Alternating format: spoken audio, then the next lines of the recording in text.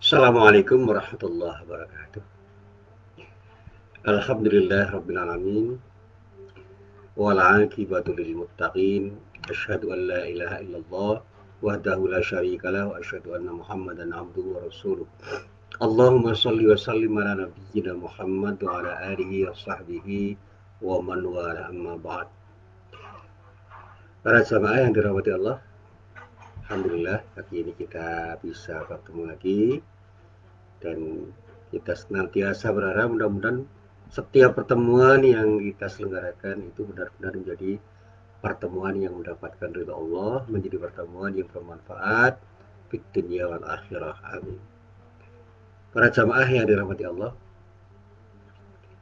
kemarin siang saya memberi pengajian di Masjid Universitas Muhammadiyah Yogyakarta. Tidak banyak yang harus saya ceritakan di situ. Tidak mungkin saya bercerita banyak pada kesempatan yang sangat singkat itu karena di masa pandemi ini ada ketentuan pengajian itu harus dilaksanakan dengan waktu yang sangat singkat. Ya, kira-kira 10 sampai 15 menit saya memberi pengajian. Setelah itu ada pertanyaan dari salah seorang dosen kepada diri saya. Pertanyaannya sederhana sebenarnya. Bagaimana kita itu membangun sikap optimis di dalam berdoa sehingga di dalam berdoa itu kita yakin betul bahwa doa kita itu akan dikabulkan oleh Allah Subhanahu wa taala. Ya, dari ayat-ayat Al-Qur'an dan hadis-hadis Nabi, ya kita sudah yakin bahwa Allah pasti akan mengabulkan doa kita. Nah, tapi kan tidak semua orang itu punya sikap optimis di dalam berdoa, apalagi doa itu ketika kita panjatkan kan selalu kita gambarkan, kita bayangkan, kita prediksikan. Mana mungkin saya itu akan diberi sesuatu yang menurut perhitungan akal sehat. Nah, akal sehat menurut perhitungan manusia itu tidak mungkin dikabulkan oleh Allah. Saya jawab sambil bergurau. Tidak ada yang mungkin bisa terkabul doa kita kalau Allah tidak mengabulkan. Sebaliknya, semua menjadi mungkin ketika Allah mengabulkan doa kita meskipun di atas kertas kita berhitung bahwa tidak mungkin doa kita itu akan dikabulkan. Ya banyak contoh kasus yang bisa kita jelaskan. Misalnya doa-doa para nabi. Bagaimana doa Nabi Ibrahim, bagaimana doa Nabi Ayub, bagaimana doa Nabi Musa, bagaimana doa Nabi Zakaria, bagaimana doa Nabi Muhammad SAW yang pada waktu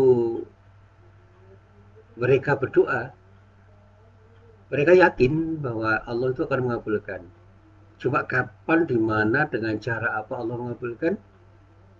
Para rasul, para nabi itu tidak tahu persis.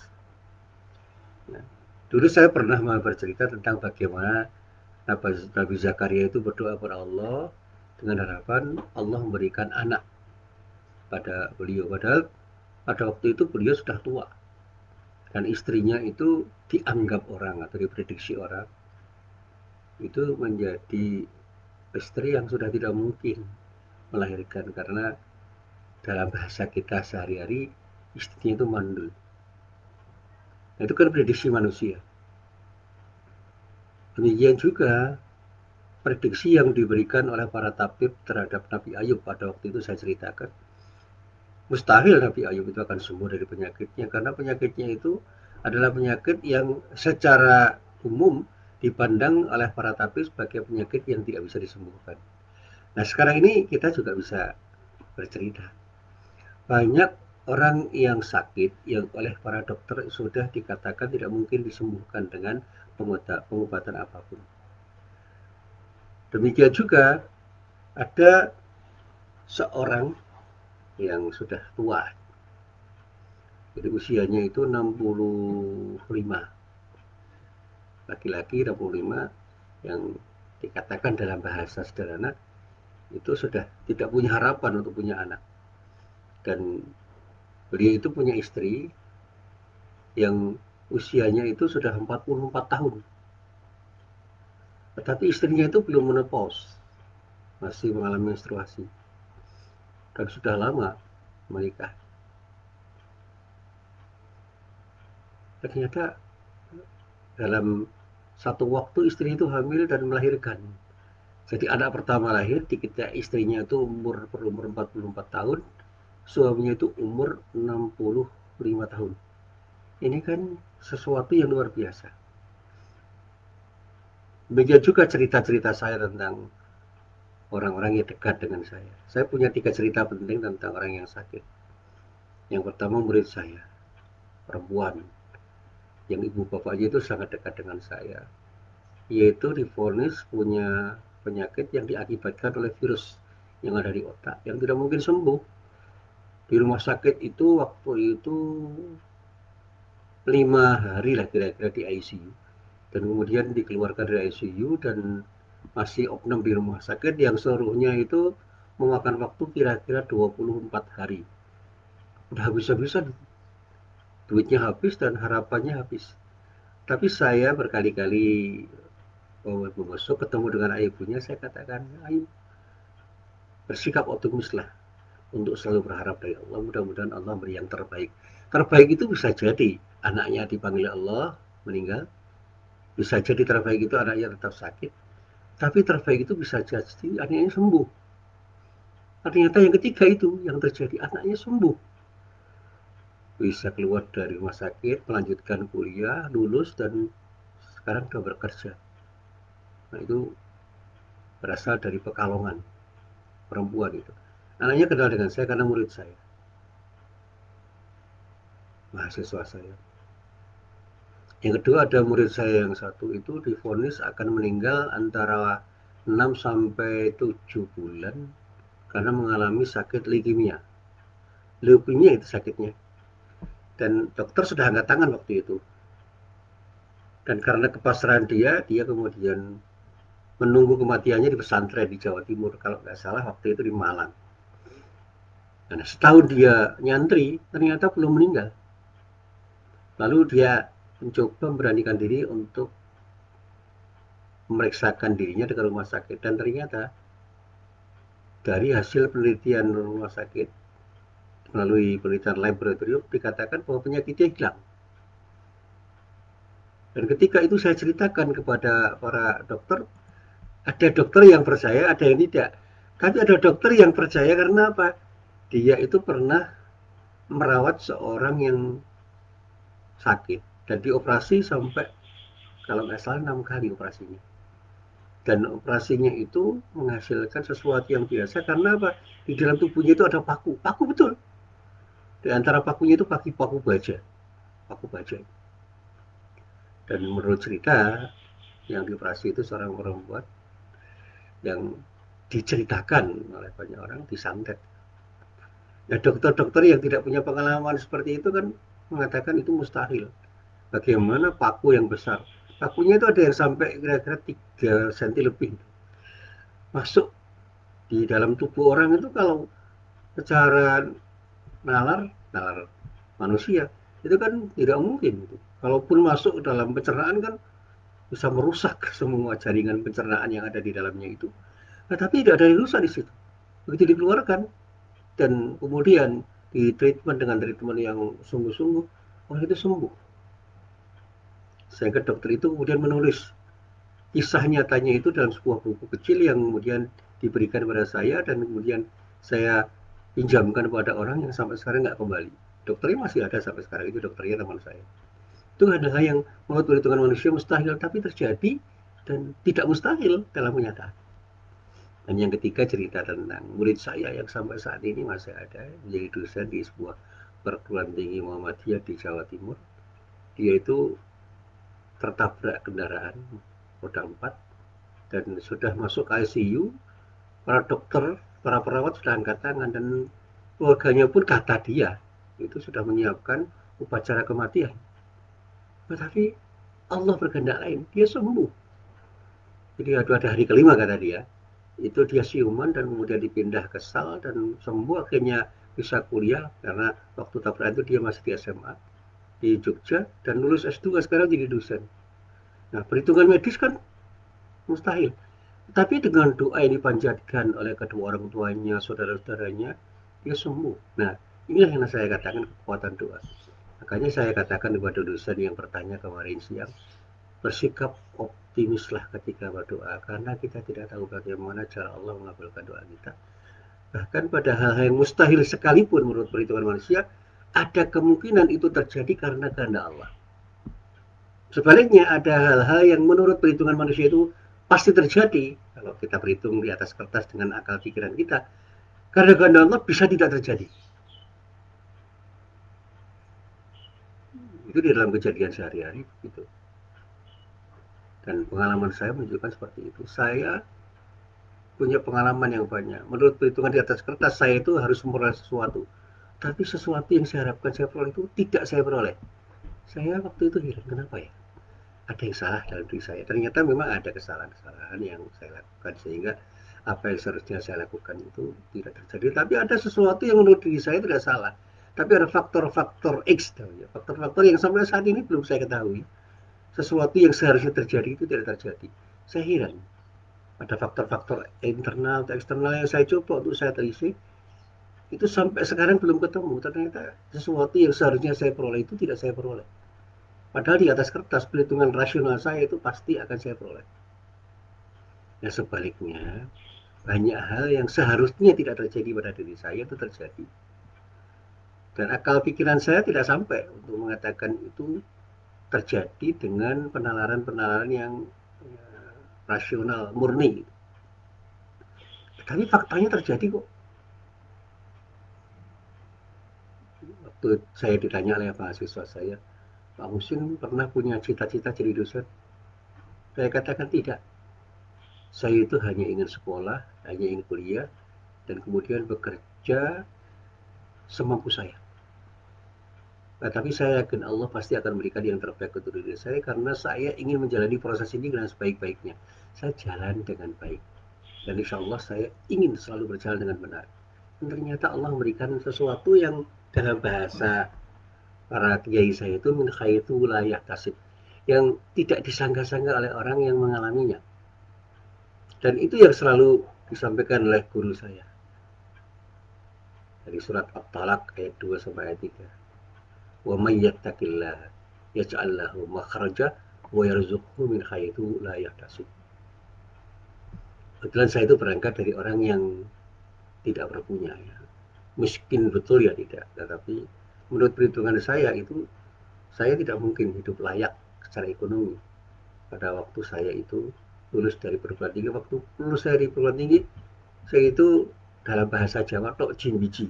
Katok siji kelambi siji artinya apa? Pakaian yang pantas saya gunakan untuk kuliah dan wisuda itu ya cuma itu. Yang lain tidak pantas, tetapi saya gunakan dengan ketidakpantasan saya. Pada ketika saya itu wisuda, saya tidak punya apa-apa. Uang saya sudah habis. Karena waktu saya kuliah, saya itu sambil bekerja. Pekerjaan apa saja yang penting halal. Saya pernah berjualan es bersama teman saya. Saya pernah berjualan roti bersama teman saya. Saya pernah menjadi loper koran bersama teman saya. Saya pernah menjadi tukang ketik bersama teman-teman saya. Saya pernah menjadi guru privat bersama teman-teman saya. Dan masih banyak lagi gitu. Saya pernah menjual ayam, ya jual beli ayam.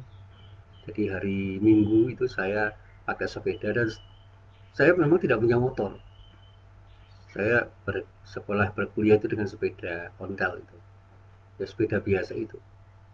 Dan saya tidak punya apa-apa. Bahkan ketika wisuda itu teman saya itu membawa tustal, saya nggak punya tustal. Bapak ibu saya undang dan bapak ibu saya itu menangis.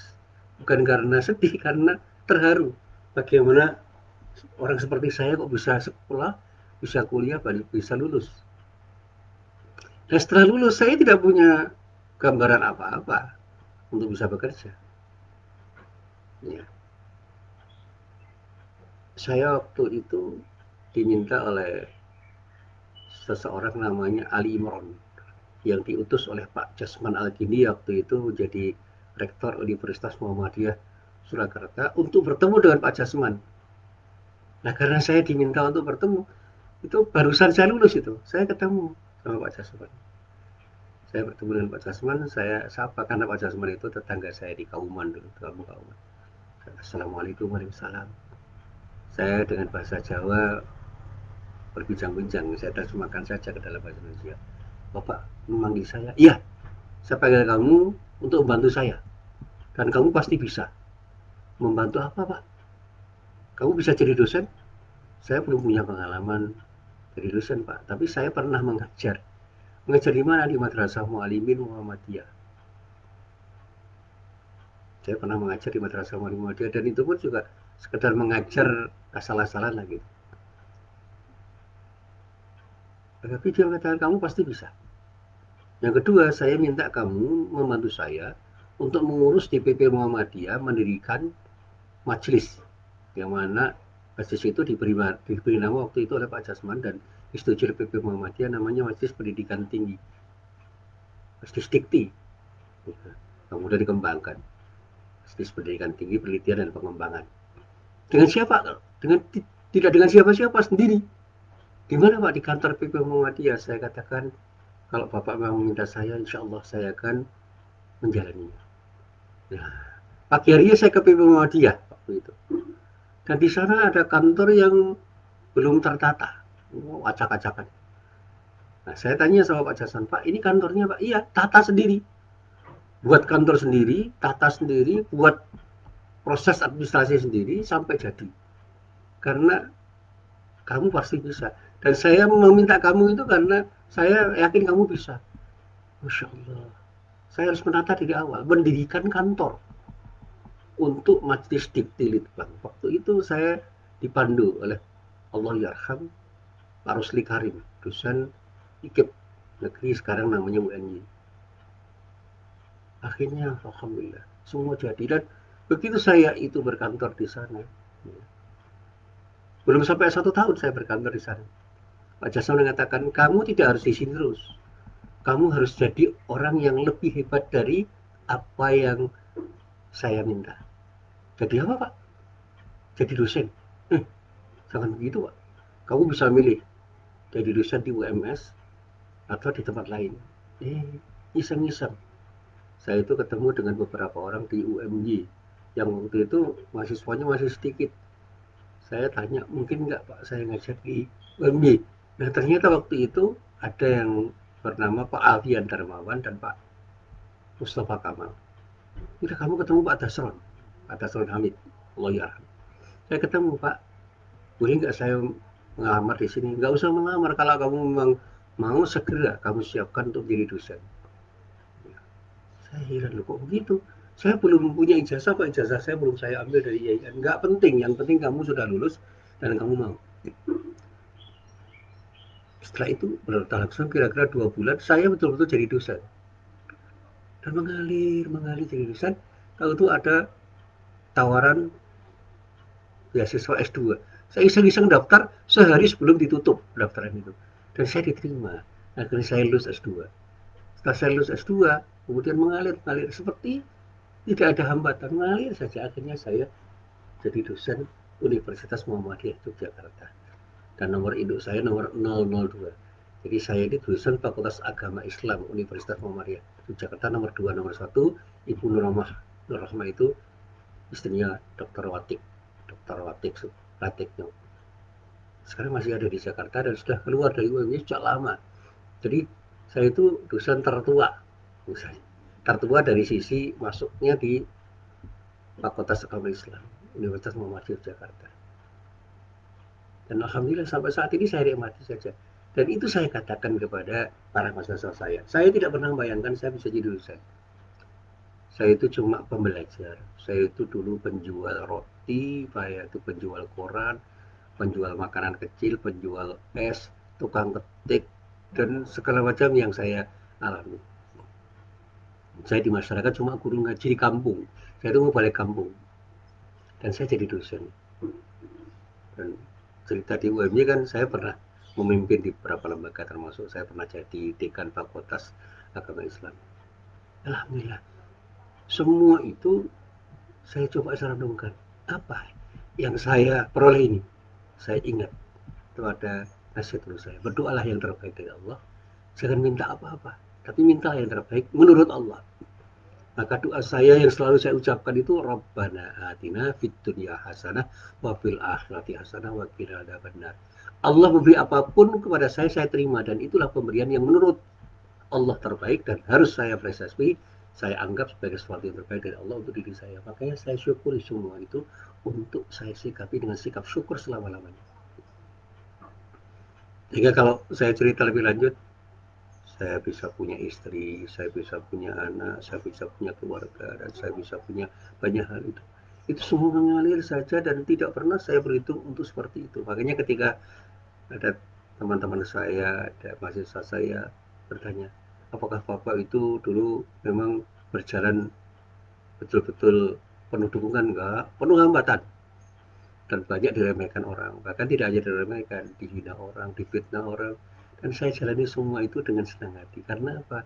Saya yakin satu saat Allah akan berikan sesuatu yang terbaik pada diri saya, karena saya ingin membangun ketakwaan saya pada Allah sekuat kemampuan saya. Dan saya yakin dengan janji Allah, wa may yattaqillaha yaj'al lahu makhraja wa yarzuqhu min haitsu la yahtasib. Itu yang saya baca dari firman Allah dalam surat At-Talaq ayat 2 sampai ayat 3. Siapapun orangnya, itu janji Allah loh, siapapun orangnya yang bertakwa kepada Allah, Allah menjanjikan dua hal. Diberi jalan keluar atas masalah yang dihadapi dan akan diberi rezeki oleh Allah sampai pada batas yang tidak terbatas, karena kita tidak bisa menyangka dari arah mana Allah berikan rezeki. Mengalir begitu rupa, dan itu yang saya yakini dan saya rasakan sampai saat ini. Saya punya banyak masalah dan saya tidak pernah resah dan gelisah dengan masalah saya. Saya optimis bahwa Allah akan memberi yang terbaik untuk saya, dan saya menikmati setiap musibah yang saya alami, karena saya persepsi itulah cara Allah mendidik diri saya, cara Allah memberikan sesuatu yang terbaik untuk diri saya, sehingga saya tidak pernah mengeluh dengan musibah yang saya alami. Sampai detik ini saya tidak pernah mengeluh dengan musibah yang saya alami. Saya pernah sakit, saya pernah terpuruk, saya pernah gagal, saya tidak pernah mengeluh, karena saya yakin itu cara Allah untuk memberikan kebaikan bagi diri saya. Dan ketika saya itu ditanya dari mana dapat rezeki, saya katakan dari Allah. Dengan cara apapun Allah, pasti Allah akan berikan rezeki yang terbaik. Tidak harus banyak, yang penting punya nilai manfaat, yang penting berkah, punya nilai manfaat. Jadi sekecil apapun uang yang saya miliki, saya nikmat. Sekecil apapun rezeki yang datang dari Allah, berupa apapun, selalu saya syukuri. Dan itulah yang kemudian membuat saya semakin lama semakin tenang di dalam menghadapi hidup. Terkait dengan doa saya selalu berdoa kepada Allah dengan doa awal tahmid, ya. Yang kedua tasbih, yang ketiga takbir, yang selalu saya sampaikan di akhir doa istighfar. Jadi tahmid, tasbih, takbir, kemudian istighfar itu selalu saya lantunkan dalam doa-doa saya, dan itu doa yang saya yakini akan memberikan sesuatu yang terbaik pada diri saya. Makanya di dalam zikir saya selalu saya ucapkan seperti yang diucapkan oleh Allah Yarham, guru saya dan juga Arifin Ilham. Subhanallah walhamdulillah wa la ilaha illallah wallahu akbar. Itu zikir yang selalu saya ucapkan. Kemudian saya berdoa dengan istighfar. Astagfirullahaladzim, astagfirullahaladzim, astagfirullahaladzim, alladzi la ilaha illa huwal hayyul qayyum wa atubu ilaihi. Itu yang selalu saya ucapkan dalam doa saya, dan selebihnya itu doa-doa biasa dengan bahasa Indonesia, dengan bahasa Jawa yang selalu saya ucapkan untuk memohon kepada Allah, dengan harapan Allah memberikan yang terbaik pada diri saya. Dan saya tidak pernah mendikte kepada Allah, ya Allah saya berikan ini, saya berikan itu, saya tidak. Sampai saat ini saya belum punya rumah sendiri. Rumah yang saya tempati itu rumah peninggalan orang tua saya. Dan saya tidak pernah resah, tidak pernah gelisah. Dan orang lain bisa saja mengatakan saya miskin, tapi saya merasa sudah kaya. Karena apa? Saya punya ketenangan batin. Hati saya tenang dengan pemberian Allah. Dan saya yakin pemberian Allah ini adalah sesuatu yang terbaik, karena inilah cara Allah memberikan yang terbaik pada diri saya, untuk diri saya dan keluarga saya, dan mudah-mudahan semua menjadi sesuatu yang bermanfaat. Nah, para jamaah yang dirahmati Allah, nah, Pada pengajian kali ini saya sekali lagi ingin mengutip ayat yang terdapat di dalam surah Al-Mu'min atau di dalam Al-Quran juga disebut Ghafir, ayatnya ayat 60. Di dalam ayat itu ada pernyataan Allah, A'udzubillahi minasyaitonirrajim, wa qala rabbukum ud'auni astajib lakum. Jadi indah sekali. Wa qala rabbukum ud'auni astajib lakum. Dan Tuhanmu berfirman, berdoalah kepadaku, niscaya akan kuperkenankan bagimu. Jadi terkabulnya doa itu atas izin Allah. Itu yang saya renungkan. Allah mengabulkan doa kita, kapanpun, dimanapun, dengan cara apapun, menurut pertimbangan Allah, bukan pertimbangan kita. Nah, kemudian di dalam ayat selanjutnya, ini yang menyentak diri saya. Innalladzina yastakbiruna an ibadati sayadkhuluna jahannama dakhirin. Sesungguhnya orang-orang yang menyombongkan diri dari menyembahku akan masuk neraka jahanam dalam keadaan hina-hina.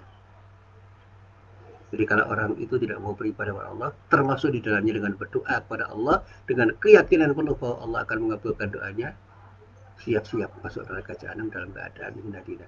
Nah, ibadah itu bermacam-macam, ya. Tapi doa itu mukhul ibadah, otaknya ibadah. Kalau kita itu tidak mau berdoa kepada Allah, karena tidak yakin bahwa kita akan diberi sesuatu yang terbaik oleh Allah dengan doa kita, itu berarti kita tidak mau menaati apa yang diperintahkan oleh Allah. Karena kita diperintahkan oleh Allah untuk berdoa, dan perintah itu seharusnya dilaksanakan. Dan kita harus yakin dengan janji Allah, Allah akan memperkenankan apa yang kita minta itu akan diberikan oleh Allah dengan pertimbangan Allah, bukan dengan pertimbangan kita. Dan kita tidak boleh sombong untuk tidak mau berdoa kepada Allah, sehingga dengan kerendahan hati kita harus selalu berdoa kepada Allah dengan harapan mudah-mudahan Allah akan berikan yang terbaik pada diri kita. Dan ini yang selalu saya sampaikan, kemudian saya kaitkan dengan apa yang ada di dalam surat Ar-Ra'd. Dalam surat Ar-Ra'd ayat 31, Allah berfirman, dan di dalam rangkaian terakhir ayatnya itu dikatakan, innallaha la yakhliful mi'ad. Sesungguhnya Allah tidak pernah menyalahi janjinya. Artinya Allah itu tidak pernah mengingkari janjinya. Kalau Allah itu menunda pengabulan doa dan mengganti dengan kebaikan yang lain, kita nggak boleh kecewa. Karena Allah tahu apa yang terbaik untuk diri kita. Kapan, di mana, dengan cara apa Allah mengabulkan doa kita, dan apa yang diberikan oleh Allah itulah yang terbaik menurut Allah untuk diri kita. Nah, para jamaah yang dirahmati Allah, saat ini masih banyak orang yang terkesan memaksa di dalam berdoa. Memaksa Allah, terkesan memaksa Allah untuk mengabulkan doa-doanya. Ketika mereka berdoa, mereka menggunakan kalimat-kalimat doa yang seolah-olah memaksakan, ya Allah, saya mohon berikan pada saya hari ini, di sini, apapun yang saya minta. Minta apapun seolah-olah memaksakan kepada Allah. Ya Allah, saya ingin mobil hari ini di sini. Berikan mobil itu pada diri saya dengan cepat. Itu kesannya memaksa. Mestinya kan tidak begitu. Ya Allah, berikan yang terbaik untukku. Menurutmu kan begitu mestinya. Ya Allah, berikanlah kepadaku sesuatu yang terbaik untukku, dimanapun dan kapanpun aku berada. Karena Engkau yang paling tahu apa yang terbaik untuk diriku, di mana dan kapan aku berada. Maka ketika saya mulai apapun pekerjaan yang saya dapatkan, saya syukuri. Ketika saya mendapatkan rezeki apapun yang saya dapatkan, saya syukuri. Ketika saya punya istri, saya syukuri. Ketika saya punya anak, saya syukuri. Ketika saya punya motor, saya syukuri. Ketika saya punya sepeda, saya syukuri. Ketika saya punya mobil, saya syukuri.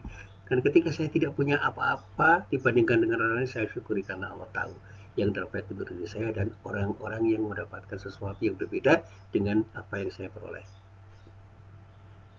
Nah, sebenarnya tidak cukup orang itu hanya memohon kepada Allah dengan doa-doanya. Yang juga penting adalah menyiapkan diri untuk bisa berdoa dengan sebaik-baiknya. Berdoalah dengan sikap rendah hati. Berdoalah dengan bahasa yang terbaik. Berdoalah dengan satu harapan bahwa kita akan diberi yang terbaik oleh Allah, dengan satu keyakinan apapun yang diberikan Allah itu adalah sesuatu yang terbaik pada diri kita. Dan siapkan diri kita untuk menjadi orang yang pantas diberi oleh Allah, karena ketaatan kita kepada Allah Subhanahu wa Ta'ala. Dan ini yang selalu saya sampaikan kepada para jemaah. Mari kita pantaskan diri kita untuk bisa menjadi orang yang pantas untuk diberi oleh Allah. Diberi apa? Diberi yang terbaik oleh Allah. Karena hanya orang-orang yang pantas diberi yang terbaik oleh Allah yang akan diberi sesuatu yang terbaik oleh Allah menurut kepantasan yang dinilai oleh Allah memang pantas diberi pada waktu dan tempat yang tepat.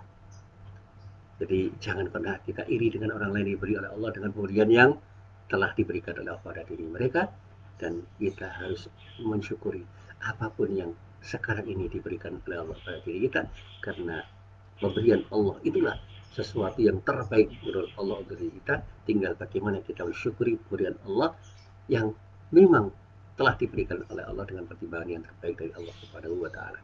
Tapi sekali lagi, jangan pernah kita bersikap pesimis di dalam berdoa.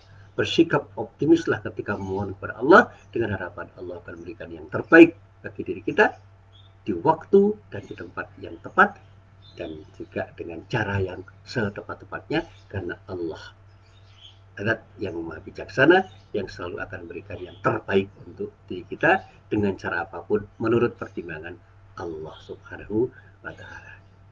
Jadi bapak-bapak, ibu-ibu yang masih bertanya-tanya tentang doa, jangan pernah ragu untuk berdoa. Berdoalah dengan satu keyakinan bahwa Allah akan berikan yang terbaik untuk diri kita kapanpun dan dimanapun kita berada. Tinggal bagaimana kita yakinkan pada diri kita bahwa setiap doa kita pasti akan dijawab Allah dengan jawaban yang tepat, dan pasti akan diberikan oleh Allah dengan pemberian yang terbaik menurut pertimbangan Allah, yang tentu saja Allah lebih tahu yang terbaik untuk diri kita ketimbang apa yang kita ketahui.